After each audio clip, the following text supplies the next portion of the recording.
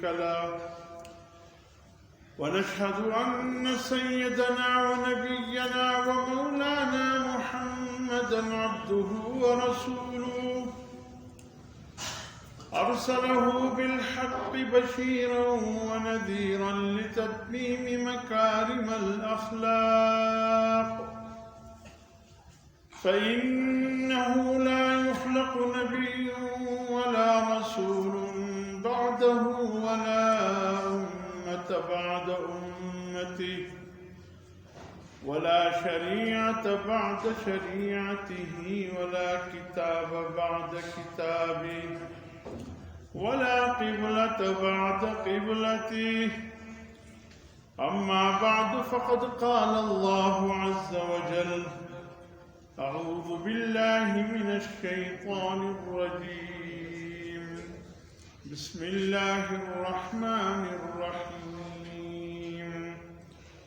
يا أيها الذين آمنوا كتب عليكم الصيام كما كتب على الذين من قبلكم لعلكم تتقون، أياما معدودات. فمن كان منكم مريضا أو على سفر فعدة من أيام أخر، وعلى الذين يطيقونه فدية طعام مسكين. وقال النبي صلى الله عليه وسلم: من صام في رمضان إيمانا واحتسابا غفر له ما تقدم من ذنبه. صدقت يا رب العالمين، وصدق رسوله النبي الأمي الكريم، ونحن على ذلك لمن الشاهدين والشاكرين، والحمد لله رب العالمين. خدا در انتظار حمد مانیست، محمد چشم بر راہ سنانیست. محمد حامد حمد خدا بس، خدا صدا فرین در مدح مصطفیٰ بس. محمد است می خواهم خدا را، خدایا است حب مصطفیٰ را. یا رب صل وسلم دائما ابدا على حبيبك خير الخلق كلهم، هو الحبيب الذي ترجى شفاعته لكل حول من الأحوال مقتحم.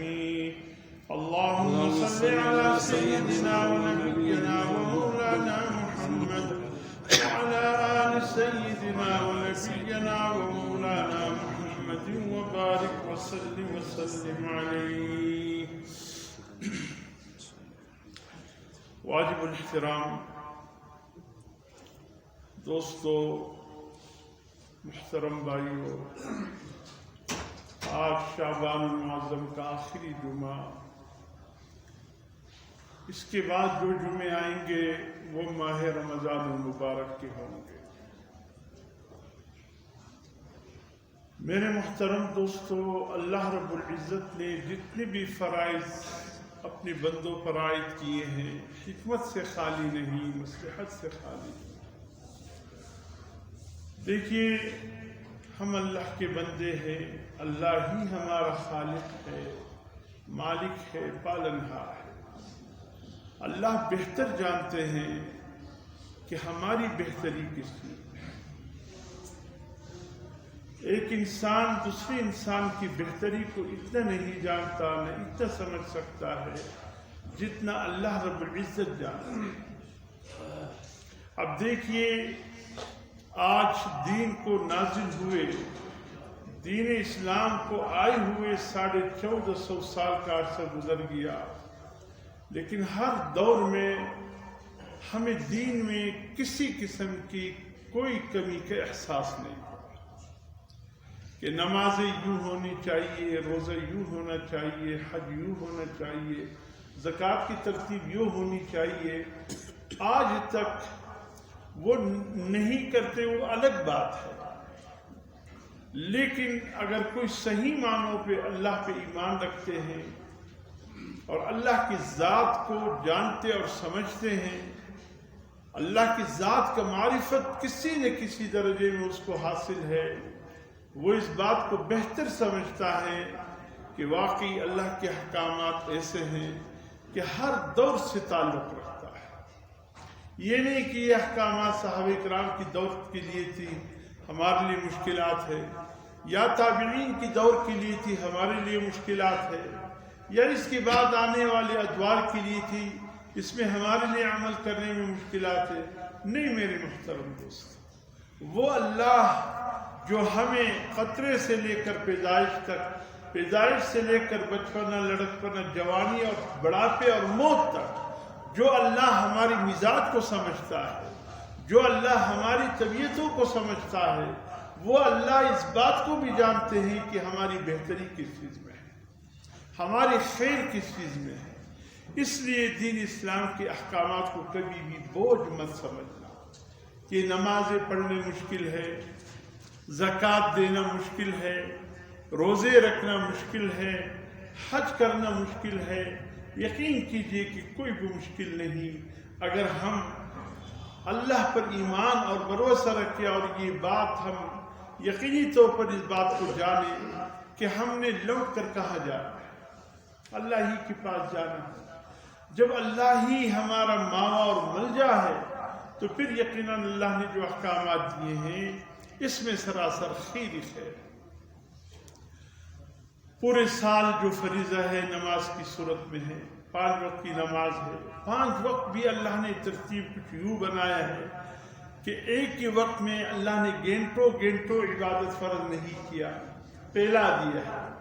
فرمائے میرے بندو اپنے دن کا آغاز کرو فجر کی نماز کے ساتھ، کہ تمہارے دن کا آغاز بھی اللہ کی بندگی کے ساتھ ہو۔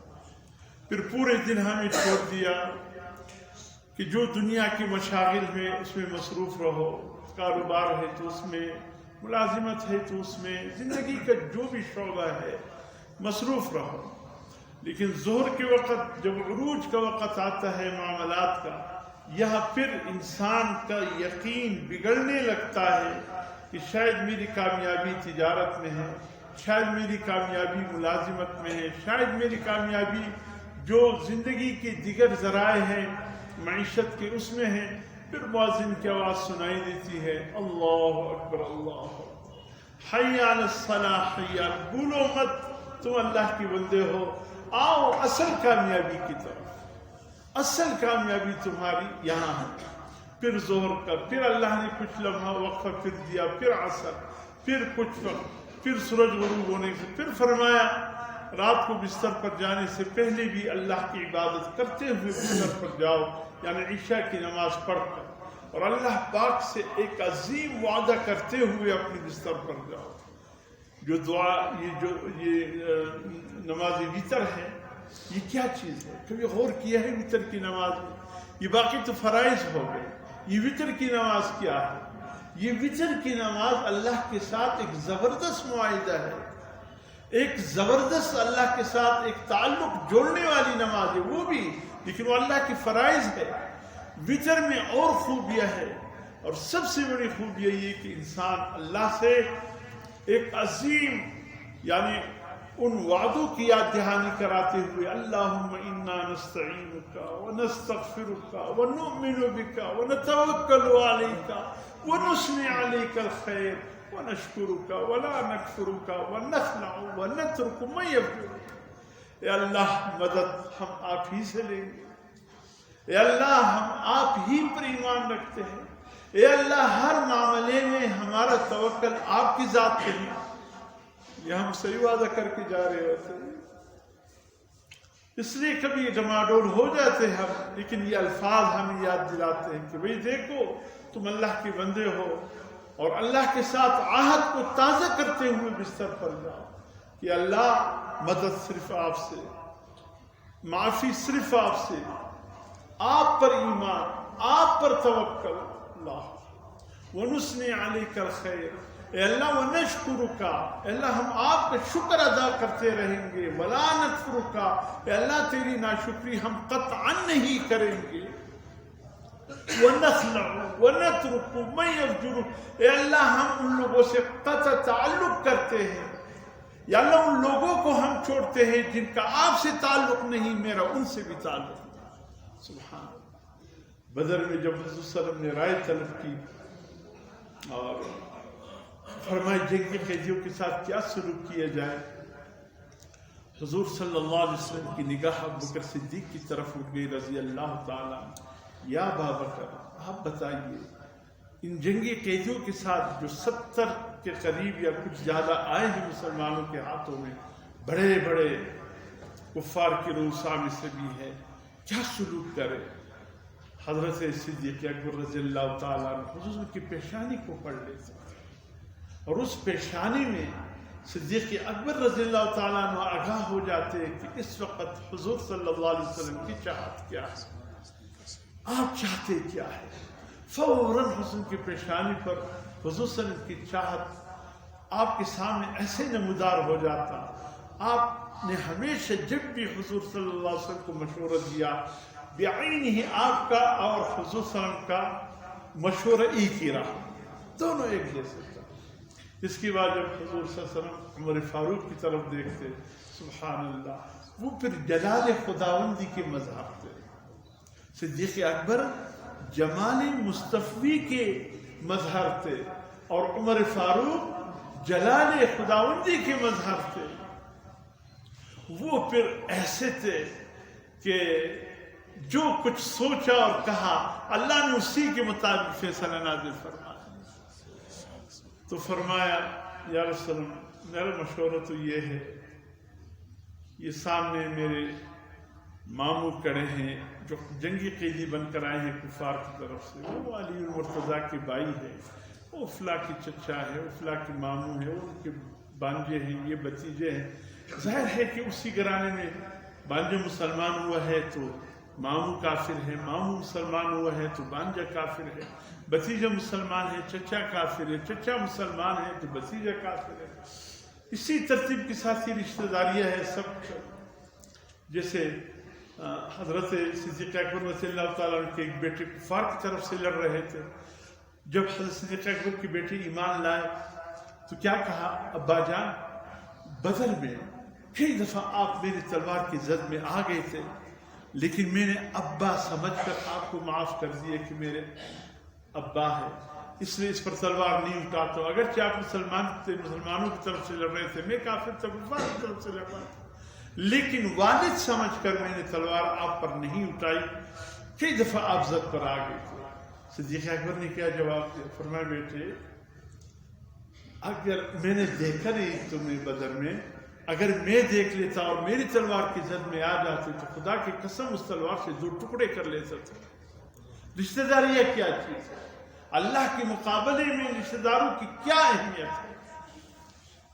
تو یہی بات حضرت عمر فاروق نے فرمایا، یہ ہم میں سے جن کی یہ رشتہ دار ہیں ان کے حوالے کریں۔ یا عمر کیا کرو گے ان کے ساتھ؟ یا رسول اللہ ہم آپ کے سامنے ان کے سر قلم کر کے یہ ثابت کریں گے جو آپ کا نہیں وہ ہمارا بھی نہیں، جس کا تعلق اللہ سے کٹ گیا ہے ہمارا بھی ان سے تعلق کٹ گیا ہے۔ یہ خونی رشتے کیا ہوتے ہیں یا رسول اللہ صلی اللہ علیہ وسلم؟ سب سے پہلے ان خونی رشتوں کو تو حضرت ابراہیم علیہ السلام نے قربان کر دیا، حضرت نوح علیہ السلام نے قربان کر دیا۔ جو اللہ کا ہے وہ ہمارا ہے، جو اللہ کا نہیں ہمارا نہیں۔ ہم خونی رشتوں کو نہیں دیکھتے، ہم تعلق باللہ کو دیکھتے ہیں۔ بہرحال تفصیلی بات ہے، لیکن اپنے جذبہ ایمانی سے تو آگاہ کیا کہ ایک مسلمان کا جذبہ ایمانی کیا ہے۔ یہ اور بات ہے کہ اللہ نے اتفاق حضرت عمر فاروق کی رائے سے کیا، یہ اور بات ہے۔ تو میرے محترم دوستو، ہم یہی عہد کر کے جاتے ہیں وَنَخْلَعُ وَنَتْرُكُ مَنْ يَبْدُرُ، یا اللہ آج کے بعد ان لوگوں سے میرا کوئی تعلق نہیں، قطع تعلق، میں نے ان کو چھوڑ دیا ہے یا اللہ جنہوں نے آپ کو چھوڑ دیا۔ یہ اگر ہم اس کے معنی دعائے قنوت کی سمجھ کر پڑے تو خدا کی قسم زندگی میں ایک انقلاب آ جائے، زندگی میں ایک انقلاب۔ تو بہرحال میری محترم دوستو، یہ نماز اللہ نے پورے سال میں، یہ سال کے ایک ایک دن میں 5 وقت فرض کیے، پھر سال میں اللہ کی چند عبادتیں ایک عمر بھر میں حضور صلی اللہ علیہ وسلم سے، جب حضور صلی اللہ علیہ وسلم فرمائے لوگوں اللہ نے تمہارے اوپر حج فرض کیا، ایک صحابی نے عرض کیا رسول اللہ ہر سال یا زندگی میں ایک بار؟ حضور صلی اللہ علیہ وسلم خاموش ہو گئے، اس کے بعد اللہ کی طرف سے وحی آئی، حضور نے صحابی کو فرمایا ابھی وحی اتر رہی تھی، ایک دم تم نے سوال کیا، رک جاتے، وحی مکمل ہو جاتی پھر بات کرتے، اگر اللہ فرماتے کہ ہر سال تم پہ حج فرض ہے تو کیا پہنچ سکتے تھے؟ فرمایا اللہ نے آسانی فرمائی، زندگی میں ایک دفعہ اس شخص پر جو وہاں تک پہنچنے کی طاقت اور استطاعت رکھتا ہے، اور فرمایا حج اگر زندگی میں ایک دفعہ بھی کسی نے کیا ہو، حضور صلی اللہ علیہ وسلم فرماتے زندگی میں ایک دفعہ کسی نے حج کیا ہے، فرمایا یقین رکھے کہ انشاءاللہ وہ ایمان کی سلامتی کے ساتھ دنیا سے جائے گا۔ حج انسان کی ایمان کو محفوظ کر دیتا ہے، اور فرمایا جو استطاعت کے باوجود، فرض ہونے کے باوجود حج نہیں کرتا، اللہ کو کوئی پرواہ نہیں، وہ یہودی ہو کر مرے یا عیسائی ہو کر مرے۔ مطلب خطرہ ہے جو حج کے بغیر زندگی گزار کے موت کے قریب ہو رہا ہے، ان سے خطرہ ہے جن پہ فرض ہے، میں ان کی بات کر رہا ہوں، جن کی وسعت نہیں، طاقت نہیں، ان کی بات نہیں۔ اللہ ان کو ان کی نیت پر عطا فرمائے۔ جذبہ تو رکھتے ہیں ہر مسلمان کے، یہ جذبہ ہونے بھی چاہیے کہ اللہ زندگی میں ایک بار اپنی کعبے کی زیارت نصیب فرما، اور جس نے ایک بار کعبہ مطہرہ کو دیکھا بس یقین کرے کہ انشاءاللہ دنیا سے ایمان کی سلامتی کے ساتھ جائے گا۔ اور جو اس طاقت کے باوجود جس نے جو حج نہیں کرتا، حضور صلی اللہ علیہ وسلم فرماتے اللہ کو کوئی پرواہ نہیں، یعنی خطرہ ہے کہ اس کی موت حالت یہودیت اور عیسائیت پر نہ آئے۔ جس طرح فرمایا وَأَقِيمُوا الصَّلَاةَ وَلَا تَكُونُوا مِنَ الْمُشْرِكِينَ، نماز قائم کرو، مشرکوں میں سے مت بنو۔ جو نماز نہیں پڑھتا خطرہ ہے کہ کہیں اس کی موت شرک کی حالت میں نہ آئے، یہ مشرک بن کر کے دنیا سے لے چلے جائے۔ گویا نماز انسان کو کفر اور شرک سے بچاتا ہے، حج انسان کو یہودیت عیسائیت سے بچاتا ہے، یعنی یہ سب احکامات انسان کے ایمان کی حفاظت کرتا ہے۔ اسی طریقے سے میرے محترم دوستو، رمضان المبارک یوں سمجھ لیجیے کہ یہ ایام جتنے رمضان تک باقی ہے، اس کو ہم استقبال رمضان کے عنوان دیں، ہر دن کو ہم ایک استقبال رمضان مبارک کا سمجھتے ہوئے ہم اپنے آپ کو تیاری کی حالت میں رکھیں، اور اس طرح تیاری رکھیں جیسے گھر میں کوئی دور کا معزز مہمان جس گھر میں آنا ہوتا ہے تو اس گھر میں کیسی تیاری ہوتی ہے؟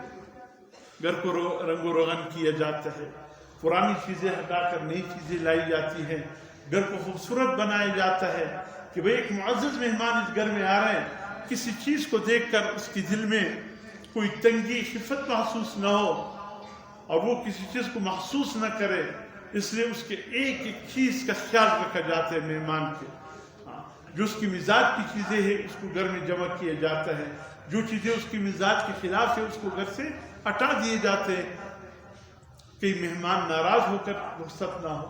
تو میرے محترم دوستو، یہ تو دنیا کا دستور ہے، اب ہمارے ہاں اللہ کا معزز مہمان ایک مہینے قیام کے لیے آ رہا ہے، ہمیں ابھی سے اس کے استقبال کی تیاری، اس کی شایان شان استقبال ہو، دل میں کسی قسم کا بوجھ محسوس نہ ہو، کوئی تنگی محسوس نہ ہو۔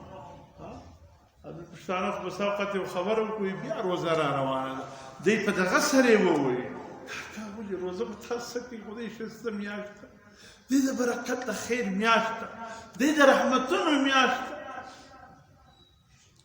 تو ولی دی خواب دی دا روزہ پر آتلو کہتے رمضان اور عام مہینوں کے آپس میں تعلق ایسا ہے کہ عام دنوں میں گویا اللہ کی رحمت عام مہینوں میں رمضان کے علاوہ جس طریقے سے بارش کے قطرے ٹپکتے ہیں یا نازل ہوتے ایک ایک قطرہ، تو عام دنوں میں سمجھ لیجیے کہ اللہ کی رحمت بارش کی مانند ہے، برستا ہے، لیکن رمضان المبارک میں گوئے ایک سیلاب آ جاتا ہے اللہ کی رحمت کا، لٹا دیا جاتا ہے اللہ سے، اللہ اپنے رحمت کے خزانوں کو لٹا دیتے ہیں۔ اور کچھ ایسے بھی ہے، محمود غزنوی کی طرح ایک دن اپنے دربار میں جوش میں آئے، خزانے کے دروازے کھول دیے، اپنے عمرا دربار کے لوگوں سے کہا لے جو کچھ لینا چاہتے، کوئی جواہرات پہ ٹوٹ پڑا، کوئی سونے پہ ٹوٹ پڑا، کوئی اشرفیوں پہ ٹوٹ پڑا، کوئی جو قیمتی موتیے تھے ان پہ ٹوٹ پڑا۔ ایاز جو محمود غزنوی کا غلام تھا، ایک دن وزیروں نے شکایت کی محمود غزنوی سے کہ اس ایاز نے اپنے گھر میں ایک صندوق میں آپ کے خزانے سے کوئی چیز چھپا کر رکھا ہے، روزانہ شام کو جا کر کھول کر کے دیکھتا ہے، پھر بند کرتا ہے، آج تک کسی کو نہیں دکھایا۔ محمود غزنوی وقت کے بادشاہ تھے، اس کے دل میں خیال ہے ایاز نے ہم سے کیا چھپایا ہے۔ ایک دن کہہ اٹھے ایاز، سنا ہے کوئی چیز آپ نے ہم سے چھپائی ہے، اپنے ساتھ کسی صندوق میں رکھے اور روزانہ سونے سے پہلے دیکھنے کے لیے جاتے ہو پھر بند کر دیتے ہو۔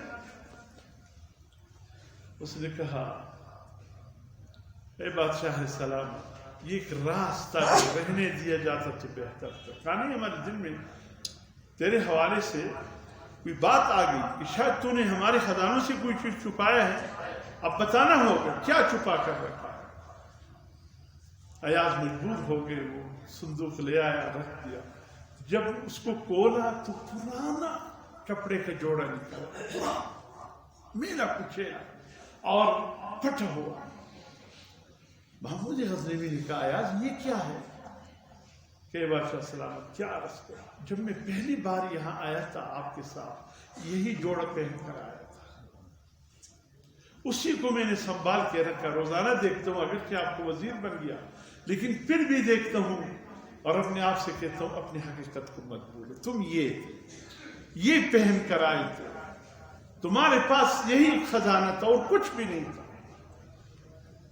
بس اپنے آپ کو روزانہ، تاکہ ملک کے خزانے پر میری نگاہ نہ جائے، ملک کی دولت پر میری نگاہ نہ جائے، میں بس یہ اپنے آپ کو تسلی دلاتا ہوں کہ دولت میری یہ ہے، اگر کسی وقت بادشاہ ناراض بھی ہو گیا یہی جوڑا پہن کر چلا جاؤں گا اور کچھ بھی میں نے نہیں رکھا۔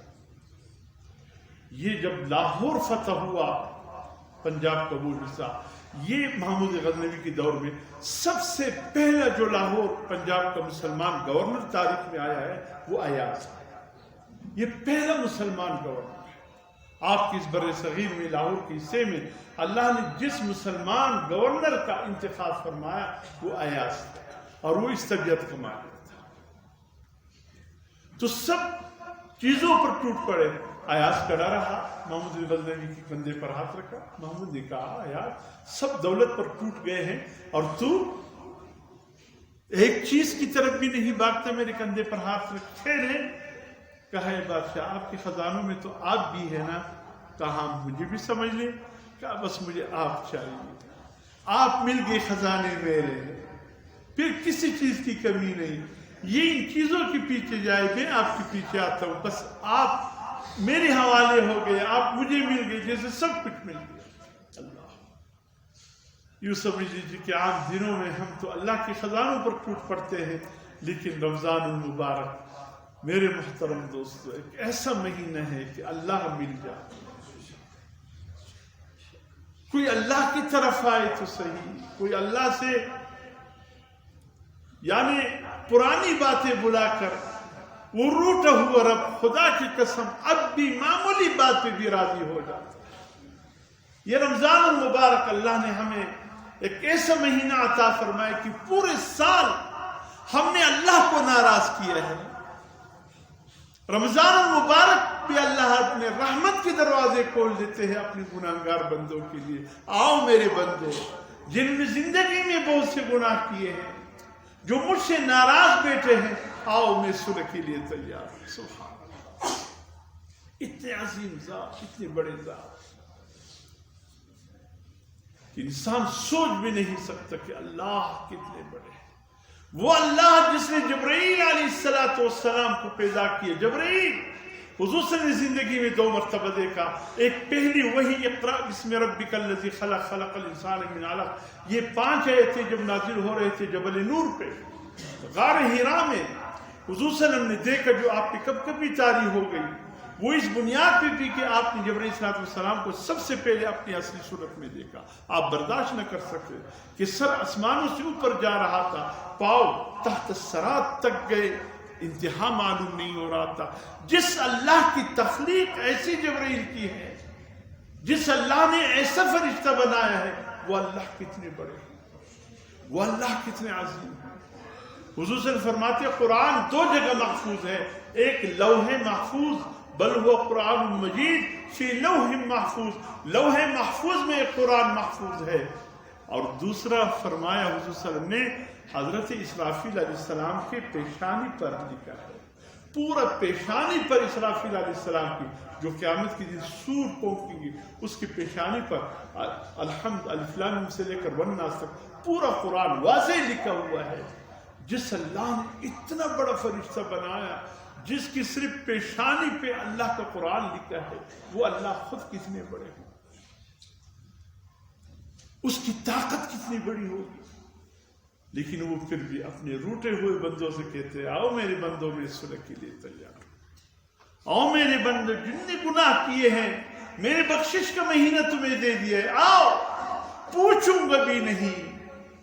قیامت کے دن اگر میں نے معاف کر دیا تو نے معافی مانگی تو قیامت کے دن پوچھوں گا بھی نہیں کہ یہ گناہ کیوں کیا. میرے محترم دوست, یہ کوئی معمولی مہینہ ہے. اس لیے میرے محترم دوستو, ویسے روزہ حضرت آدم علیہ السلام سے لے کر حضور حضرت عیسیٰ علیہ السلام جتنی بھی شریعتیں آئی سب شریعتوں میں یہ روزہ رہا. کوئی شریعت نماز اور روزے سے خالی نہیں. ہاں تعداد میں یا مہینے میں فرق ضرور رہا ہوگا. ضروری نہیں کہ رمضان المبارک ہی کہ مہینے کے روزے ان پر فرض تھے, ضروری نہیں. ہو سکتا ہے کچھ اور ایام کے لیے خاص کیے گئے ہو, نماز کا بھی یہی حال. لیکن کوئی شریعت نماز اور روزے سے خالی نہیں. کتب علیکم الصیام کما کتب علی الذین من قبلکم. اللہ فرماتے ہیں ایمان والو تمہارے اوپر روزے فرض کیے گئے جیسے تم سے پہلے لوگوں پر بھی فرض کیے گئے تھے. یعنی پہلی شریعتوں میں بھی روزے فرض تھے. حیات مختلف ہے, ایام مختلف ہے, دنوں کا تعداد مختلف ہے, لیکن طے رمضان مبارک کے روزے سب اس میں فرض کی گئی. یہ گنتی کی چند ایام میں اللہ فرماتے ہیں پورے سال میں 30 دن ہے یا 29 دن ہے, یعنی انگلیوں پر یہ دن گنے جا سکتے ہیں. پورے سال فرمایا اپنی مرضی کا کایا پیا, اپنی مرضی کے مطابق رہے, لیکن اب یہ مہینہ ہماری مرضی کے مطابق گزارا. جیسے ہم کہتے ہیں ویسے کر. ایک زبردست ٹریننگ بھی ہے, تربیت. اصل میں جو چیزیں اللہ نے حرام کیے ہیں اس حوالے سے انسانوں کی تربیت ہے. دیکھیں جب حلال چیزوں کی تمہیں تربیت کرائی جا رہی ہے کہ اس کو چھوڑ دو, صبح صادق سے لے کر غروب آفتاب تک کھانا پینا نفس کے تقاضوں کو چھوڑ دو, اور تم اس کے لیے چھوڑنے پر تیار بھی ہو اور کر بھی سکتے ہو, تو جو چیزیں اللہ نے تم پر حرام کی اس کو تو پھر بطریقے اولا کے چھوڑ دو نا. یہ تو حلال چیزیں ہیں, تربیت ہو رہی ہے کہ ہر چیز کھانے پینے کی موجود ہے. لیکن اللہ فرماتے ہیں میری رضا کے لیے دن کے ایام میں صبح صادق سے ہو رہا مت کا ہم چھوڑ دیتے ہیں. اللہ فرماتے ہیں جب تم ہمارے حلال چیزوں کو چھوڑ سکتے ہو تو حرام کو بطریقے اولا چھوڑ سکتے ہو. یہ ایک نفس کی ٹریننگ ہے, تہذیب النفس. رمضان المبارک میں تہذیب بالنفس بھی اس کی بھی تربیت ہے, تہذیب بالاخلاق کی بھی تربیت ہے, یعنی نفس کو کنٹرول کرنا. اللہ نے جن چیزوں سے روکے اس سے رک جانا, اور تہذیب اخلاق میں حضور صلی اللہ علیہ وسلم فرماتے جس نے روزہ رکھ کر بھی جھوٹ نہیں چھوڑا, روزہ رکھ کر بھی امانت میں خیانت کی, روزہ رکھ کر بھی اس نے گالی گلوچ کو نہیں چھوڑا, روزہ رکھ کر بھی اس نے جھوٹی قسموں کو نہیں چھوڑا, روزہ رکھ کر بھی اللہ کی ممنوعات سے رکنے سے باز نہیں آیا, تو اللہ کو تمہارا بھوکا پیاسا رہنے کی کوئی ضرورت نہیں. اس لیے کہ روزے کا مقصد جہاں تہذیب بالنفس ہے وہاں تہذیب بالاخلاق، کہ تمہارا نفس بھی بنے، تمہارے اخلاق بھی بنے۔ ایک اچھے انسان اللہ بنانا چاہتے ہیں کہ وہ روزے کی حالت میں گالی گلوج نہ ہو، جھوٹ نہ ہو، خیانت نہ ہو، برا بلا نہ ہو، اس قسم کی چیزیں جو اللہ نے منع کیے ہیں وہ نہ ہو، تو پھر سبحان اللہ انسان کا اخلاق بھی بن رہا ہے اور انسان کا نفس بھی بن رہا ہے۔ جب کسی کے ساتھ کوئی معاملہ رمضان میں پیش آئے، یہ سوچ لیجیے جس طرح میرا روزہ ہے، میں جس کیفیت سے گزر رہا ہوں، میرے اس بھائی کا بھی روزہ ہے، وہ بھی تو اس کیفیت سے گزر رہا ہے، اس سے آپ کے اخلاق بنے۔ تو اس لیے میرے محترم دوستو، یہ انسان کی تربیت کرتا ہے۔ اور پھر روزہ ایسی عبادت ہے کہ حضور صلی اللہ علیہ وسلم فرماتے ہر نیکی کا بدلہ اللہ نے متعین کیا ہے، اور روزے کا بدلہ اجر اللہ نے دنیا میں نہیں بتایا، بلکہ یہ کہہ دیا الصوم لی وانا اجزی بہ، روزہ میرے لیے ہے، میں ہی جزا دوں گا۔ کتنا جزا؟ اللہ فرماتے اتنا جزا کہ بندے کو خوش کرو۔ ہر نیک عمل کی جزا کا اعلان دنیا میں ہوا ہے، لیکن روزے کی جزا کا اعلان دنیا میں نہیں ہوا ہے۔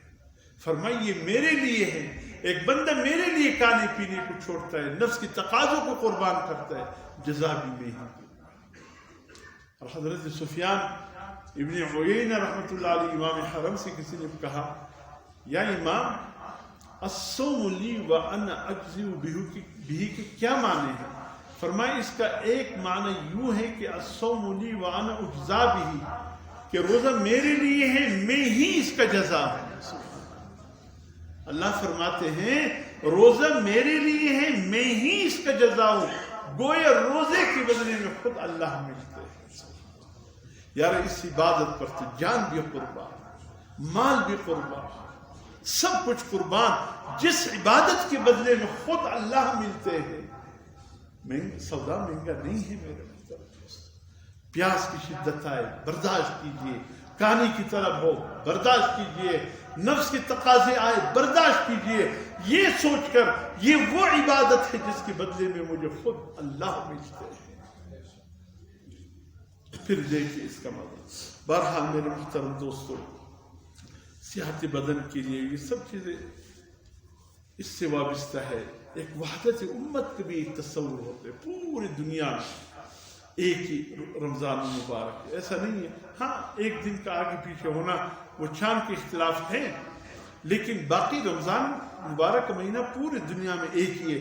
پورے امت مسلمہ کے وحدت کے ایک تصور اجاگر ہوتا ہے کہ واقعی پورے تمام عالم کے مسلمان گویا جس طرح تسبیح کے دانے ایک داغے میں پرو دیے گئے، اس طرح یہ سب کے سب مسلمان ایک ہی دانے میں پرو دیے گئے، کوئی اونچ نیچ نہیں ہے۔ تمام عالم کے مسلمان گویا ایک ہی موقع پر روزہ رکھ کر سبحان اللہ ایک وحدت امت کا تصور پیش کر رہا ہے۔ تو اس لیے میرے محترم دوستو، اس میں آپ نے دیکھ لیا جائے سحر افطاری کے اس میں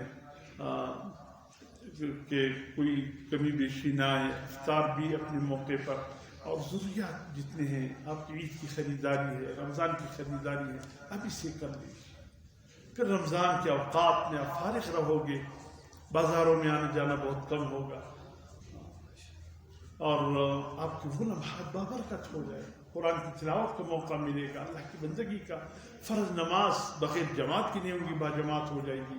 اب اسے اس کے لیے تیاری کریں۔ یہ استقبال رمضان اس طرح ہوگا کہ آپ اپنے آپ کو ضروریات سے فارغ کریں، تاکہ عید کے ایام میں بھی اورش کش نہ بنے، آپ فارغ ہو، وہ ایام بھی عید تک اچھے حالت میں گزرے۔ پھر آخری عشرہ سبحان اللہ جہنم سے آزادی کا عشر ہے، اس میں تو بطور خاص اللہ کی بندگی کی طرف آنا چاہیے، اور ہم بطور خاص پھر بازار کی طرف جائیں۔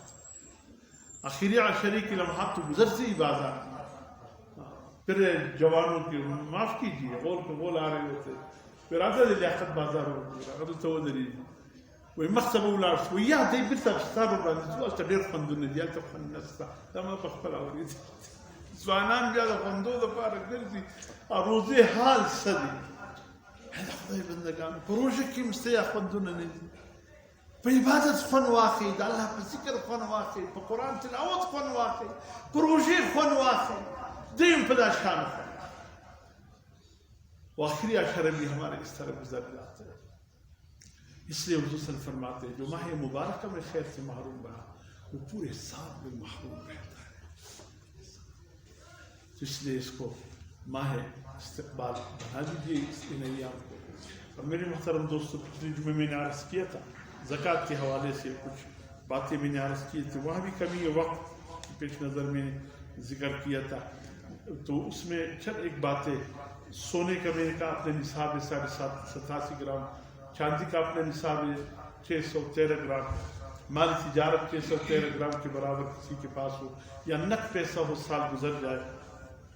ایک ساتھی نے بتایا تھا کہ آج کل 613 گرام تقریباً 63,000 روپے بنتے ہیں. تو 63,000 روپے آپ کا نصاب ہے اس سال. اسی طریقے سے اگر مخلوط ہے، کچھ سونا ہے، کچھ چاندی ہے، کچھ نقد ہے، پھر اس کا حساب ہوگا. اس طریقے سے گھر میں جتنے افراد ہیں ہر ایک الگ تملیک رکھتا ہے، سب کو اکٹھا نہ کیا جائے. والدہ ہے اس کا الگ ہے، والد کا اپنا ہے، بہن بھائیوں کا اپنا ہے، بہو کا اپنا ہے، ان کو اکٹھے نہ کیا جائے. ہر ایک الگ مالک ہے، یہ یاد رکھیے. پھر اگر اکٹھا کرو گے تو پھر لازماً مسئلہ بنے گا. اور سال کو گزرنا شرط ہے، لیکن جیسے کل آپ زکوٰۃ دے رہے ہیں، یکم رمضان ہے، آج حساب کر لیا، کل یکم رمضان ہے، آپ نے زکوٰۃ دینا ہے، حساب کر لیا، دیا نہیں ہے، اور اس سے ایک دن پہلے آپ کے پاس مال اور آیا، تو اب یہ نہیں ہے کہ وہ اس مال پہ زکوٰۃ ہے اس پہ نہیں ہے، اب تمام مال پہ زکوٰۃ ہوگا. اگر ایک دن پہلے، ایک گھنٹہ پہلے بھی زکوٰۃ ادا کرنے سے، ایک گھنٹہ پہلے بھی آپ کے پاس مال آیا ہے، اس کا بھی زکوٰۃ دو گے. اگر زکوٰۃ دے دیا، دینے کے بعد مال آیا، اب اس کا زکوٰۃ نہیں ہے، اس کا اگلے سال کے حساب میں پھر ہوگا.